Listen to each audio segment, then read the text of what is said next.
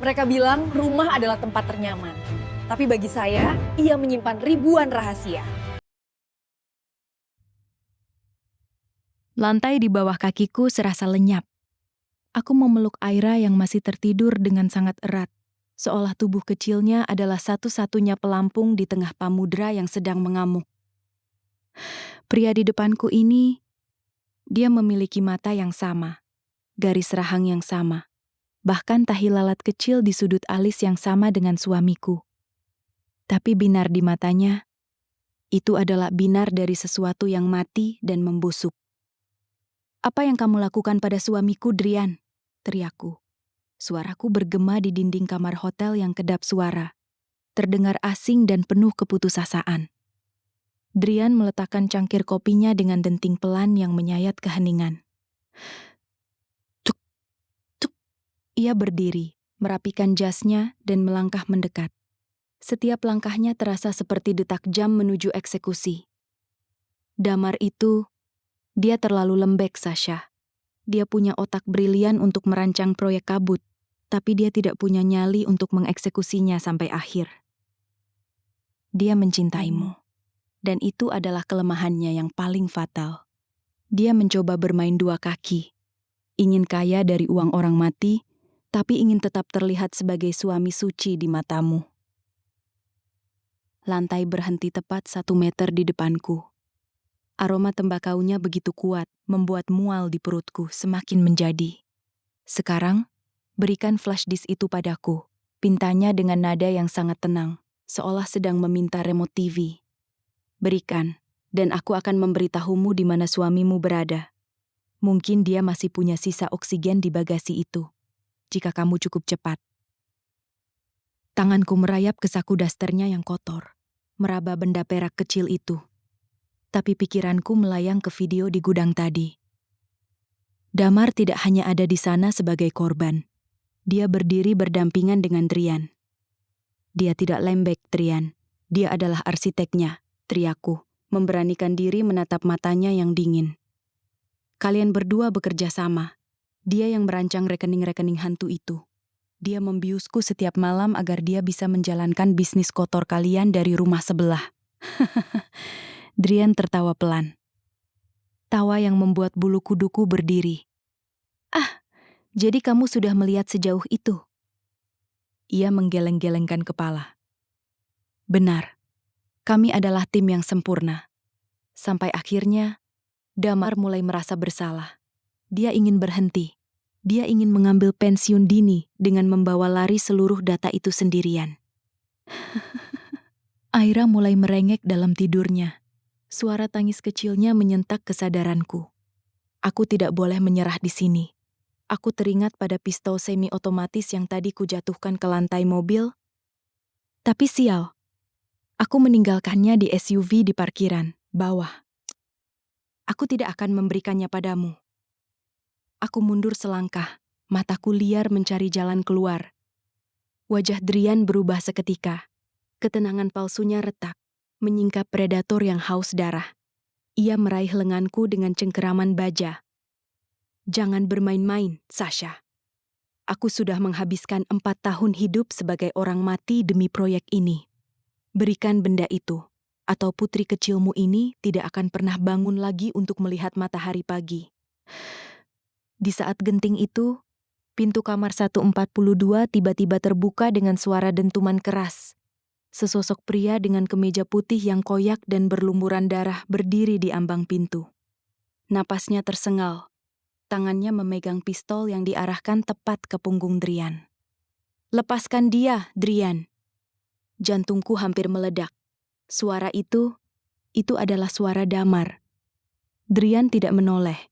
Ia justru tersenyum sinis sambil tetap mencengkeram lenganku. "Ah, rupanya kamu masih punya nyawa cadangan, saudaraku. Bagaimana rasanya merangkak keluar dari kegelapan?" Aku menatap pria di ambang pintu itu dengan ngeri. Wajahnya persis sama dengan pria yang mencengkeramku. Luka-lukanya, sorot matanya yang penuh luka, dia tampak seperti bayangan cermin yang sedang sekarat. "Mas Damar?" panggilku lirih. Pria di pintu itu menatapku. Matanya berkaca-kaca, penuh dengan penyesalan yang sangat dalam. Sasha, maafkan aku. Aku mencintaimu. Maafkan aku. Sudah cukup, teriak Drian. Ia memutar tubuhku, menjadikanku tameng manusia di depannya. Berikan senjatanya, Damar, atau istrimu yang cantik ini akan menerima peluru pertama malam ini. Di dalam kamar satu pangkat tua dua yang mewah, dua pria dengan wajah yang sama kini saling mengunci dalam pertarungan hidup dan mati. Dan aku berdiri di tengah-tengah mereka, memegang rahasia yang bisa menghancurkan atau menyelamatkan kami semua. Hening yang menyelimuti kamar satu pangkat tua dua kini terasa begitu tajam, seolah udara di ruangan itu telah berubah menjadi bilah-bilah kaca yang siap menyayat siapa saja yang bergerak. Di depanku, Drian masih mencengkeram lenganku, menjadikanku tameng hidup. Di ambang pintu, Damar berdiri dengan tubuh gemetar. Pistol di tangannya seolah menjadi satu-satunya hal yang menopang hidupnya. Dua wajah yang sama. Dua jiwa yang telah berbagi rahim, namun kini saling berhadapan untuk saling memusnahkan. Kamu pikir aku tidak tahu, Damar? Drian berbisik tepat di telingaku, suaranya mengandung racun yang memuahkan. Kamu memberikan kode 112 itu pada Sasha, bukan untuk menyelamatkannya. Kamu memberikannya agar dia bisa membukakan pintu neraka ini untukku, sementara kamu bersembunyi di balik luka-lukamu. Diam, Drian! Teriak Damar. Suaranya pecah, air mata bercampur darah mengalir di pipinya. Aku memang arsitek sistem itu. Aku memang berdosa. Tapi aku tidak pernah berniat melenyapkan anak dan istriku. Kamu yang melampaui batas. Kamu membunuh auditor itu. Kamu yang membuat tangan kita berlumuran darah. Aira terbangun dalam pelukanku. Ia melihat dua wajah ayahnya dan mulai menjerit histeris. Suara tangisnya memecah kebuntuan. Dalam sepersekian detik, aku menyadari sesuatu yang tidak mereka sadari. Tablet milik Aira masih menyala di atas meja rias, tepat di belakang Drian. Proses upload video yang kutelepon tadi. Bip. Upload complete. Sudah selesai, Drian. Ucapku dengan nada yang tiba-tiba tenang. Begitu tenang hingga Drian mengendurkan cengkeramannya sedikit karena bingung. Apa maksudmu, Sasha? Aku menatap mata Drian, lalu beralih ke mata Damar. Proyek kabut, bukan lagi rahasia. Sinyal dari hotel ini sudah mengirimkan seluruh data perusahaan cangkang, foto-foto kalian, dan video gudang itu ke server publik dan pihak kepolisian. Kalian berdua sudah tamat. Wajah Drian berubah menjadi pemandangan teror yang nyata. Tidak, kau bohong. Ia melepaskan lenganku dan menerjang ke arah meja rias untuk meraih tablet itu. Sekarang, Mas, teriakku. Damar tidak melepaskan tembakan ke arah Drian. Alih-alih membunuh saudaranya, ia justru menerjang maju, menubruk Drian dengan seluruh sisa tenaganya, menjatuhkannya ke lantai. Mereka bergulat liar di bawah temaram lampu kota yang masuk dari jendela. Pistol di tangan Damar terlepas, meluncur ke arahku. Aku segera menyambarnya, namun tanganku tak sanggup menarik pelatuknya. Aku hanya bisa memeluk Aira, mundur ke sudut terjauh, menonton dua pria yang wajahnya identik itu saling menghancurkan. Lari, Sasha, bawa Aira pergi, teriak Damar di sela-sela pergulatannya. Pesan di flash disk itu, folder terakhir, itu masa depan kalian. Lari! Tiba-tiba, dar! Satu letusan senjata api menghentikan segalanya. Aku menjerit, menutup mata Aira. Saat aku berani melihat kembali, keduanya tergeletak di lantai. Drian memegang perutnya yang bersimbah darah, sementara Damar tertelungkup tak bergerak. Mas Damar! Aku merangkak menghampirinya. Di kejauhan, suara sirene polisi yang asli mulai meraung-raung. Kali ini bukan satu atau dua, melainkan puluhan mobil mengepung Hotel Grand Citra. Cahaya biru dan merah mulai memantul di langit-langit kamar 142. Damar membuka matanya sedikit. Ia menatapku dengan tatapan yang belum pernah kulihat sebelumnya. Kejujuran yang telanjang, tanpa obat penenang, tanpa cermin palsu. Sasha, uang di rekening itu, semuanya sudah bersih. Gunakan untuk Aira. Maafkan aku. Aku tidak bisa menjadi ayah yang jujur. Tapi aku benar-benar mencintaimu. Tetaplah terjaga, Sasha. Jangan pernah tertidur lagi.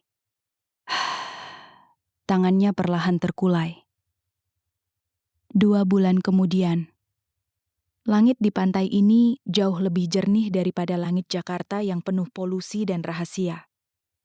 Aku duduk di pasir putih, memperhatikan Aira yang sedang sibuk membangun istana pasir yang baru. Kali ini, istananya tidak hancur oleh gedoran pintu tengah malam. Drian dinyatakan tewas di tempat malam itu, sedangkan Damar, suamiku, ia selamat. Namun kini ia harus mendekam di penjara keamanan tinggi untuk mempertanggungjawabkan perannya sebagai arsitek proyek kabut. Kesaksianku dan bukti yang kuserahkan membuatnya mendapatkan keringanan. Tapi aku tahu, tembok penjara itu adalah harga yang harus ia bayar untuk kebebasan jiwanya. Aku membuka ponselku. Ada satu pesan tersimpan dari Damar yang baru bisa kubuka hari ini. Pesan yang dikirim secara otomatis melalui sistem yang ia buat jika ia tertangkap. Sasha, harta paling berharga yang pernah aku curi bukan uang dari orang mati. Itu. Tapi waktu yang aku curi darimu selama 5 tahun ini. Hiduplah dengan jujur. Biarkan Aira tumbuh tanpa bayang-bayang namaku. Aku akan menunggu fajar yang sesungguhnya, saat aku bisa menatap matamu tanpa rasa malu. Aku menutup ponsel itu. Di pergelangan tanganku, tidak ada lagi jam tangan mewah pemberian perusahaan. Hanya ada bekas luka kecil, pengingat bahwa aku pernah terluka, namun aku berhasil sembuh. Aku menarik napas dalam, menghirup udara laut yang asin dan segar. Tidak ada lagi gas penenang. Tidak ada lagi kamera di balik cermin. Aku benar-benar terjaga. "Mama, lihat istananya!" teriak Aira ceria. Aku tersenyum. Kali ini senyuman yang benar-benar nyata. Karena di akhir cerita ini, rahasia bukanlah musuhku lagi, melainkan kekuatan yang membantuku berdiri tegak. Terima kasih sudah menyimak kisah Sasha di Cerita Hati Lisa. Sebuah perjalanan panjang menembus kabut pengkhianatan menuju fajar kejujuran. Ingatlah, teman-teman. Terkadang kita harus melewati malam yang paling gelap untuk bisa menghargai cahaya yang paling terang. Sampai jumpa di Cerita Hati selanjutnya. Deru mesin mobilku yang tertahan seolah menjadi satu-satunya suara di jalanan sunyi itu. Aku terpaku di balik kemudi, menatap mobil Damar yang teronggok bisu di bawah temaram lampu jalan yang berkedip-kedip. Jejak merah di aspal itu tampak seperti tinta hitam yang pekat di bawah cahaya minim, mengarah ke kegelapan semak-semak yang seolah siap menelan siapa saja yang berani mendekat. Aku ingin berteriak, ingin berlari keluar dan mencari Damar. Namun tangis Aira yang tiba-tiba pecah di kursi belakang menarikku kembali ke realitas yang kejam. "Mama, takut. Itu mobil papa kan?" Aira terbangun. Suaranya gemetar melihat pemandangan di depan kami. "Shh, sayang, tutup matamu. Kita hanya lewat saja." Jawabku dengan suara yang hampir tidak keluar. Aku tidak boleh berhenti. Jika aku berhenti di sini, aku menjadi sasaran empuk. Dengan berat hati, aku kembali menginjak gas, melewati mobil Damar dengan perasaan yang hancur berkeping-keping. Aku harus mencari tempat yang aman untuk berpikir. Beberapa kilometer dari sana, aku menemukan sebuah pom bensin tua yang tampak hampir ditinggalkan. Hanya ada satu petugas yang terkantuk-kantuk di dalam kios kaca.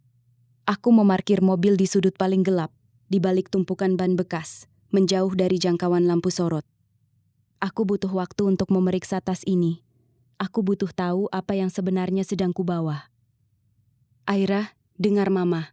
Tetap di sini. Jangan lepaskan sabuk pengamannya.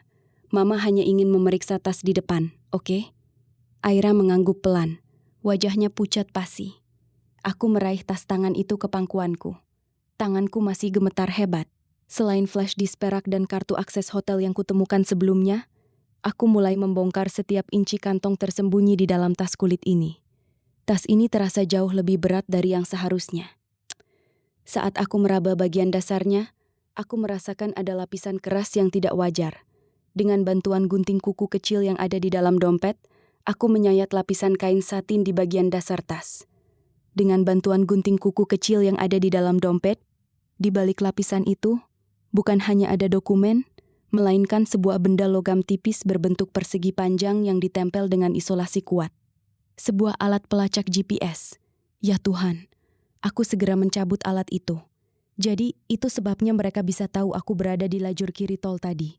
Mereka tidak hanya mengikutiku secara visual, mereka menempelkan alat ini di tas yang aku bawa setiap hari. Namun, bukan itu yang membuat napasku tercekat. Di balik pelacak itu, terselip sebuah amplop coklat kecil yang sangat tipis. Di dalamnya, terdapat sebuah foto Polaroid dan secari kertas kecil. Foto itu diambil secara diam-diam. Foto aku dan Aira sedang bermain di taman depan rumah. Diambil dari jarak jauh. Di belakang foto itu, tertulis tanggal hari ini dengan jam yang menunjukkan pukul 2 siang tadi. Mereka sudah mengawasi kami jauh sebelum Damar menelepon. Aku membuka secari kertas kecil yang menyertainya. Berbeda dengan tulisan tangan Damar yang berantakan, tulisan ini sangat rapi, dicetak dengan komputer. Isi flash disk itu adalah kunci gerbangnya. Damar hanya bidak yang salah melangkah. Temui kami di kamar 192 jika ingin menukar kunci dengan bidakmu. Pesan ini menjelaskan segalanya, sekaligus membuat segalanya makin keruh. Flash disk ini adalah sesuatu yang sangat berharga bagi mereka. Damar mencoba menyelamatkanku dengan menyuruhku lari, namun di saat yang sama, dia menggunakan aku sebagai kurir untuk membawa barang ini menjauh dari rumah. Aku meraih flash disk perak itu. Benda kecil ini terasa sangat berat di tanganku. Apa yang ada di dalamnya? Data perusahaan, bukti kriminal, atau sesuatu yang jauh lebih personal? Aku mencoba menyalakan tablet milik Aira yang ada di kursi belakang, berharap bisa melihat isi flash disk itu secara sekilas. Namun saat aku memasukkannya melalui kabel adaptor, layar tablet itu hanya menampilkan sebuah kotak dialog permintaan kata sandi dengan peringatan merah. Satu kali percobaan salah, seluruh data akan terhapus otomatis. Mas, apa yang kamu sembunyikan? Bisikku frustrasi. Pikiranku berputar cepat. Damar adalah orang yang sangat teliti. Jika dia memberikan sandi, itu pasti sesuatu yang hanya aku yang tahu. Tanggal pernikahan? Ulang tahun Aira? Tidak, itu terlalu mudah ditebak. Aku teringat pada kartu akses hotel yang tadi kutemukan. Kamar 142. Kenapa nomor itu? Tiba-tiba sebuah ingatan melintas. 142. Tanggal 14 bulan 02. Itu bukan tanggal lahir atau pernikahan kami. Itu adalah tanggal di mana Damar pertama kali mengajakku bertemu setelah kami sempat berpisah selama setahun saat masih pacaran. Hari itu dia berkata, "Ini adalah kesempatan kedua kita." Aku mencoba mengetikkan angka 142 di kolom kata sandi. Jariku gemetar saat menekan tombol enter. Layar tablet itu berputar sejenak. Lalu muncul sebuah folder tunggal berjudul Proyek Kabut. Di dalam folder itu terdapat puluhan foto dokumen laporan keuangan laju logistik. Namun ada yang aneh. Nama-nama penerima dana dalam laporan itu adalah nama-nama orang yang sudah meninggal. Namun nomor rekeningnya tetap aktif. Ini adalah skema pencucian uang berskala raksasa. Dan di bagian paling bawah, ada sebuah video singkat. Aku menekan tombol putar dengan volume paling rendah. Di dalam video itu, aku melihat Damar. Dia tidak sendirian. Dia sedang berada di sebuah gudang gelap, berdiri di depan sebuah berangkas besar. Namun yang membuatku hampir berteriak adalah orang yang berdiri di sampingnya. Pria itu mengenakan seragam yang sama dengan yang dipakai Damar. Namun, wajahnya identik dengan Damar. Seolah-olah Damar sedang berdiri di depan cermin. Pria itu tertawa sambil menepuk bahu Damar, lalu menyerahkan sebuah koper hitam. Aku mematikan video itu dengan tangan yang dingin. Damar tidak pernah bercerita kalau dia punya saudara kembar. Selama ini yang aku tahu, dia adalah anak tunggal. Jadi, siapa pria itu? Dan siapa yang sebenarnya meneleponku tadi? Damar suamiku atau pria yang ada di video itu? Ketakutan baru yang lebih gelap mulai merasukiku. Jika ada dua orang dengan wajah yang sama, bagaimana aku bisa tahu siapa yang harus kupercaya? Panggilan panik tadi, apakah itu benar-benar suamiku yang mencoba menyelamatkanku? Atau itu adalah jebakan untuk membawaku keluar dari perlindungan rumah agar mereka bisa mengambil flash disk ini di jalanan yang sepi? Sound of a car engine approaching slowly. Aku melihat ke arah luar jendela mobil. Di kejauhan, di jalan raya utama yang terlihat dari pom bensin ini, aku melihat seberkas cahaya lampu yang bergerak pelan. Sebuah sedan hitam melaju perlahan, seolah sedang mencari sesuatu di kegelapan. Mereka sudah dekat. Pelacaknya memang sudah kulepas, tapi mereka tahu rute ini. Aku harus segera pergi. Kartu hotel itu menjadi satu-satunya petunjuk fisik yang kumiliki. Kamar 42 bukan sekadar tempat pertemuan. Itu adalah pesan. Aira, kita harus berangkat lagi. Aku kembali menyalakan mesin mobil tanpa menyalakan lampu. Aku akan berkendara dalam kegelapan sampai aku mencapai jalan utama yang lebih ramai. Aku harus mencapai hotel itu sebelum fajar menyingsing, bukan untuk menyerahkan flash disk ini, tapi untuk mencari tahu siapa sebenarnya pria yang tidur di sampingku selama 5 tahun terakhir ini. Malam semakin larut dan jalanan pinggiran kota yang berlubang memaksa SUV-ku berguncang pelan, seirama dengan detak jantungku yang tak beraturan. Di spion, pom bensin tua itu perlahan menghilang di telan kegelapan. Aku sengaja tidak menyalakan lampu utama sampai benar-benar mencapai jalan aspal yang lebih lebar, mengandalkan cahaya bulan yang samar untuk menghindari lubang. Pikiran tentang video di flash disk itu, sosok Damar yang berdiri berdampingan, terasa seperti parasit yang mulai menggerogoti kewarasanku. Aku mulai memutar kembali memori tentang suamiku selama beberapa bulan terakhir. Sebagai seorang istri, aku selalu menganggap diriku peka. Namun kini, aku merasa seperti orang asing yang tinggal di rumah yang penuh dengan cermin palsu. Semuanya dimulai sekitar 6 bulan lalu. Damar yang biasanya memiliki jadwal kerja yang sangat teratur di laju logistik, tiba-tiba mendapatkan promosi. Dia bilang dia diangkat menjadi senior auditor untuk proyek strategis. Sejak saat itu, Damar berubah. Dia mulai sering membawa koper kecil yang selalu dikunci ganda. Aku teringat suatu malam di bulan November. Aris pulang larut malam. Kemeja putihnya basah kuyup dan ada noda tanah di sepatunya. Dia tidak langsung menyapaku. Dia langsung menuju kamar mandi dan mengunci diri di sana selama hampir 1 jam. Ketika dia keluar, wajahnya sangat pucat. "Mas, kamu sakit?" tanyaku cemas saat itu. Dia hanya menatapku dengan pandangan kosong, lalu bergumam, "Sasha, jika suatu saat angka-angka di dunia ini tidak lagi masuk akal, jangan pernah mencoba menjumlahkannya. Cukup lari." Saat itu aku hanya tertawa. Aku pikir dia stres karena pekerjaan auditnya. Tapi sekarang, kata-kata itu terdengar seperti nubuat yang mengerikan. Angka yang diciptakan untuk menyembunyikan orang mati. Itu pasti merujuk pada laporan keuangan di dalam flash disk ini. Aku meraih tablet di kursi samping dan mencoba membedah folder proyek kabut lebih dalam. Aku menemukan sebuah subfolder tersembunyi dengan nama file yang aneh, identitas_ganda.pdf. Dengan tangan gemetar, aku membuka file itu. Isinya adalah pemindaian akta kelahiran dan dokumen medis. Di sana tertera 2 nama, Damar Baskoro dan Drian Baskoro. Tanggal lahir mereka sama.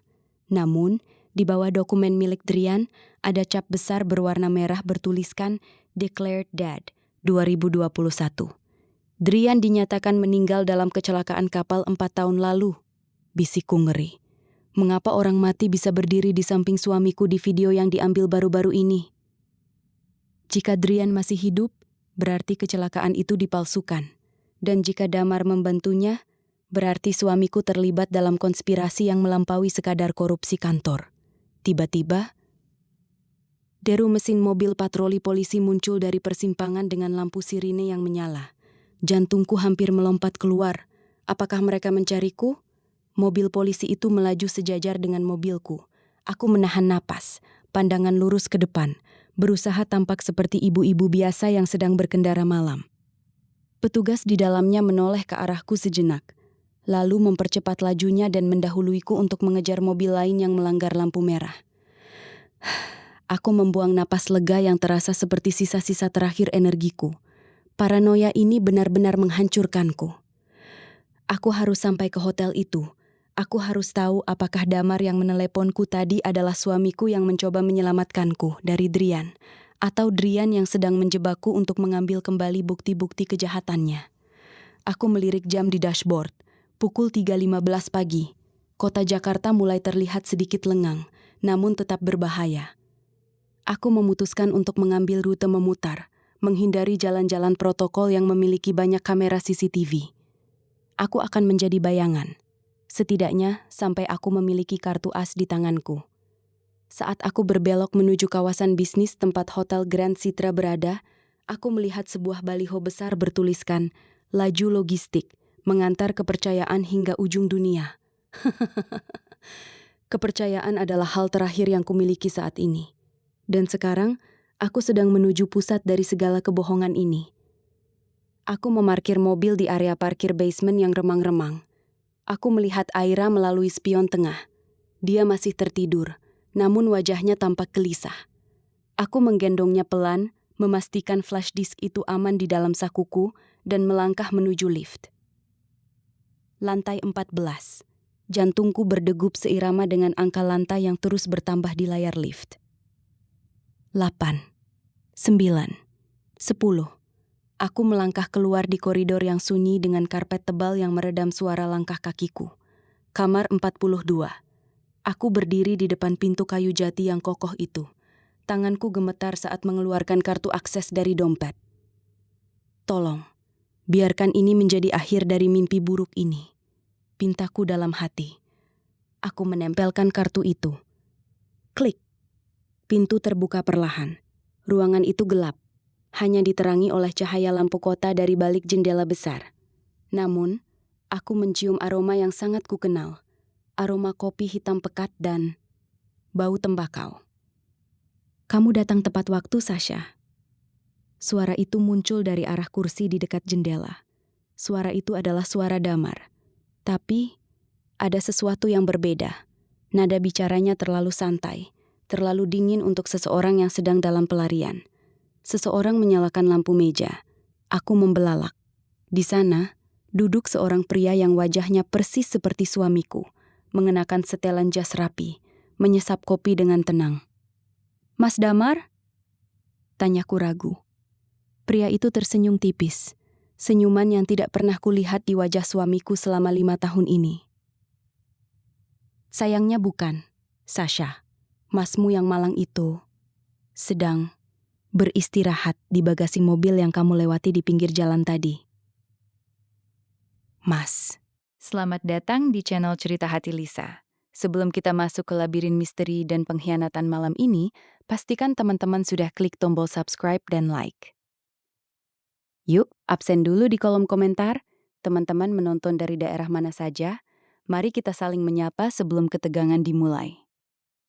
Sore itu, langit di atas Jakarta tampak seperti kanvas yang tumpah dengan warna jingga pekat dan ungu keabu-abuan. Angin berembus cukup kencang, memainkan helai-helai gorden di ruang tengah rumah kami yang asri. Aku, Sasha, sedang duduk santai di karpet bulu sambil menemani Aira, putri kecil kami yang baru berusia 4 tahun. Ia sedang sibuk menyusun balok-balok kayu menjadi sebuah istana megah. Aroma kue bolu yang baru saja kumasukkan ke dalam oven tercium hingga ke ruang tengah, menciptakan suasana rumah tangga yang sempurna. Atau setidaknya, begitulah pikirku. Suasana damai itu pecah seketika saat ponselku yang tergeletak di meja makan bergetar hebat. Layarnya menyala, menampilkan nama Mas Damar. Aku tersenyum tipis. Biasanya Damar menelepon jam segini hanya untuk menanyakan apakah aku ingin dititipkan makanan sebelum ia pulang kantor. "Halo, Mas, tumben jam segini sudah telepon?" "Sasha, dengar, jangan memotong pembicaraanku." Suara Damar di seberang sana tidak seperti biasanya. Tidak ada nada lembut, tidak ada sapaan hangat. Suaranya pecah, parau, dan dipenuhi oleh desisan napas yang memburu. Jantungku seketika mencelos. "Mas, ada apa? Kamu kenapa?" Aku berdiri otomatis, menggenggam tangan Aira yang mendongak bingung melihat perubahan ekspresiku. "Dengar, ambil kunci mobil sekarang. Bawa Aira pergi dari rumah. Sekarang juga Sasha, jangan ambil barang-barang yang tidak perlu. Cepat!" Teriaknya. Aku bisa mendengar suara gaduh di latar belakang teleponnya. Suara pintu yang dibanting dan langkah kaki yang berlarian. "Mas, jelaskan dulu ada apa. Kenapa aku harus pergi? Kamu di mana? Suaraku mulai gemetar. Ketakutan yang tak beralasan mulai merayap naik dari ujung kakiku. Damar adalah pria yang paling tenang yang pernah ku kenal. Jika dia berteriak seperti ini, artinya dunia sedang runtuh. Jangan banyak tanya, mereka sudah dekat. Kalau kamu sayang Aira, keluar dari sana dalam hitungan detik. Pergi ke arah tol luar kota, jangan berhenti di keramaian. Cepat, Sasha, aku mencintai kalian. Cepat! Sambungan terputus. Aku terpaku menatap layar ponsel yang perlahan menggelap. Keheningan yang menyusul kemudian terasa jauh lebih menakutkan daripada teriakan Damar tadi. Aira menarik-narik ujung dasterku, wajahnya mulai berkerut ingin menangis. "Mama, Papa bilang apa?" tanyanya lirih. Aku tidak menjawab. Otakku dipaksa bekerja dalam mode darurat. Aku berlari ke dapur, mematikan oven dengan tangan gemetar. Persetan dengan kue bolu itu. Aku menyambar tas tangan, menggendong Aira dengan satu tangan, sementara tangan lainnya merogoh kunci mobil di dalam laci. Saat aku melangkah menuju pintu depan, pandanganku tertuju pada jendela besar. Sebuah mobil sedan hitam dengan kaca gelap pekat tampak melambat tepat di depan pagar rumah kami. Mobil itu tidak kukenali. Di lingkungan ini, semua tetangga saling mengenal kendaraan masing-masing. "Ayo sayang, kita harus main detektif-detektifan sekarang. Kita harus sembunyi dari monster, oke?" Bisikku pada Aira, mencoba menahan tangisku agar dia tidak histeris. Aira mengangguk pelan sambil memeluk leherku erat. Aku tidak keluar melalui pintu depan. Tss, firasatku mengatakan itu adalah bunuh diri. Aku berlari lewat pintu samping yang tembus langsung ke garasi. Dengan gerakan secepat kilat, aku mendudukkan Aira di car seat belakang dan memasang sabuk pengamannya. Tanganku gemetar hebat saat memasukkan kunci ke lubang starter SUV kami. Aku menekan tombol pembuka pagar otomatis. Saat pagar besi itu bergeser terbuka, aku melihat melalui spion samping. Dua pria berbadan tegap dengan jaket kulit hitam turun dari sedan tadi. Salah satu dari mereka memegang sesuatu di balik pinggangnya. Sesuatu yang tampak seperti gagang senjata. Ya Tuhan, lindungi kami. Sound of tire screeching. Aku menginjak gas dalam-dalam. Ban mobil berdecit keras saat aku bermanuver keluar dari garasi. Aku tidak peduli lagi jika harus menabrak tong sampah di pinggir jalan. Aku hanya melihat ke depan. Saat mobilku melesat melewati sedan hitam itu, aku sempat menangkap tatapan dingin dari salah satu pria tersebut. Matanya kosong, seperti predator yang melihat mangsa. Aku memacu mobil keluar dari kompleks perumahan dengan kecepatan yang tidak wajar. Jantungku berdegup sangat kencang hingga terasa menyakitkan. Di sampingku, Aira mulai menangis terisak karena guncangan mobil yang kasar. "Mama, aku takut. Papa mana?" "Sabar sayang, kita akan bertemu Papa sebentar lagi." Bohongku. Aku sendiri bahkan tidak tahu apakah Damar masih hidup saat ini. Siapa mereka? Apa yang dilakukan Damar sehingga orang-orang itu mendatangi rumah kami? Selama 5 tahun menikah, Damar hanyalah seorang akuntan di perusahaan logistik besar, Laju Logistik. Dia pria rumahan yang tenang. Tidak ada musuh, tidak ada hutang. Namun nada ketakutan dalam suaranya tadi, itu adalah ketakutan seseorang yang tahu bahwa maut sedang mengetuk pintu. Saat aku berhasil masuk ke gerbang tol, aku melirik ke arah tas tanganku yang tergeletak di kursi penumpang. Tas itu tampak sedikit lebih kembung dari biasanya. Dengan satu tangan tetap pada kemudi, aku merogoh bagian dalamnya. Jariku menyentuh sesuatu yang keras dan dingin. Aku menariknya keluar. Itu adalah sebuah flash disk berwarna perak yang asing. Di bawahnya terselip selembar kertas kecil yang dilipat rapi. Dengan napas tersengal, aku membuka lipatan kertas itu. Tulisan di sana sangat terburu-buru, tapi aku mengenali tulisan tangan itu. Itu tulisan Damar. "Jangan percaya pada siapapun yang mengetuk kaca mobilmu. Terus berkendara. Maafkan aku." Duniaku terasa berputar. Maaf untuk apa? Dan bagaimana benda ini bisa ada di dalam tasku? Aku baru menyadari satu hal yang mengerikan. Damar sudah merencanakan pelarian ini bahkan sebelum dia meneleponku. Panggilan itu bukan sekadar peringatan tiba-tiba, tapi awal dari sebuah skenario yang jauh lebih besar dan gelap dari yang bisa kubayangkan. Aku menatap spion tengah, memastikan tidak ada mobil hitam yang mengikuti. Namun di kejauhan, di balik kabut sore yang mulai turun, sepasang lampu depan tampak terus menjaga jarak yang sama di belakangku.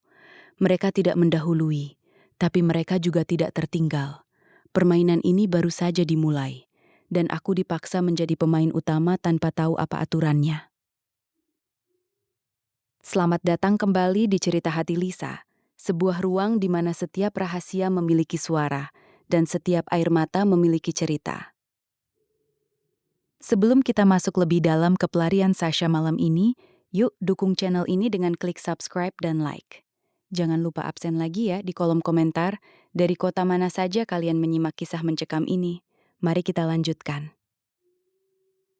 Longdiu, jalan tol lingkar luar Jakarta sore itu mulai dipadati oleh kendaraan yang merayap pulang kantor. Namun bagiku, ribuan lampu rem yang menyala merah di depanku tampak seperti mata-mata predator yang mengawasi setiap gerakanku. Aku mencengkeram kemudi begitu kuat hingga buku-buku jariku memutih. Keringat dingin mengalir di pelipisku, kontras dengan hawa dingin AC mobil yang menusuk kulit. Di kursi belakang, isak tangis Aira perlahan mereda, digantikan oleh napas yang berat dan sesekali sesenggukan kecil. Dia tertidur karena kelelahan emosional. Sebuah anugerah kecil di tengah badai yang sedang kuhadapi. Aku melirik spion tengah untuk kesekian kalinya. Mobil SUV putih yang kukendarai terasa seperti akuarium kaca yang transparan. Aku merasa telanjang dan mudah ditemukan. Sepasang lampu depan dari mobil di belakangku masih setia berada di sana. Jaraknya selalu konsisten, sekitar 3 atau 4 mobil di belakang. Setiap kali aku berpindah lajur, mobil itu ikut berpindah setelah jeda beberapa detik. Mereka sangat profesional. Mereka tidak mencoba memepetku atau menghentikanku di tengah keramaian. Mereka hanya mengikuti. "Siapa kalian?" bisikku lirih, nyaris tak terdengar oleh telingaku sendiri. Aku mencoba meraih ponselku kembali dengan tangan kiri yang gemetar. Aku menekan fitur panggilan cepat ke nomor damar. "Nomor yang Anda tuju tidak dapat dihubungi." Suara itu terdengar seperti vonis mati. Aku mencoba lagi, 1 kali, 2 kali, hingga 10 kali. Hasilnya tetap sama.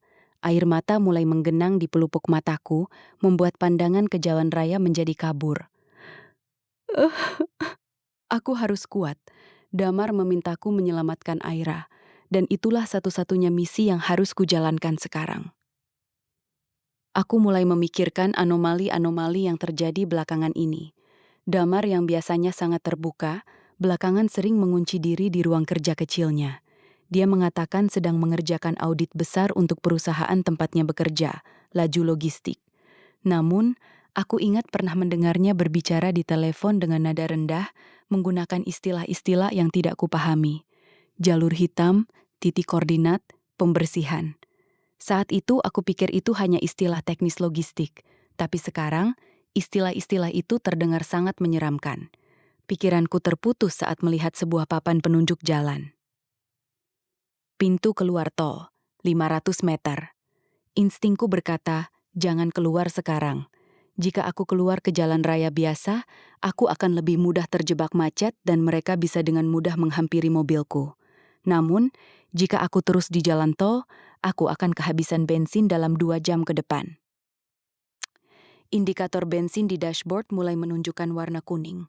Sambil terus memacu mobil di kecepatan 80 km per jam, tanganku kembali meraba flash disk perak dan kertas catatan dari Damar. Aku teringat kalimatnya, jangan percaya pada siapapun yang mengetuk kaca mobilmu.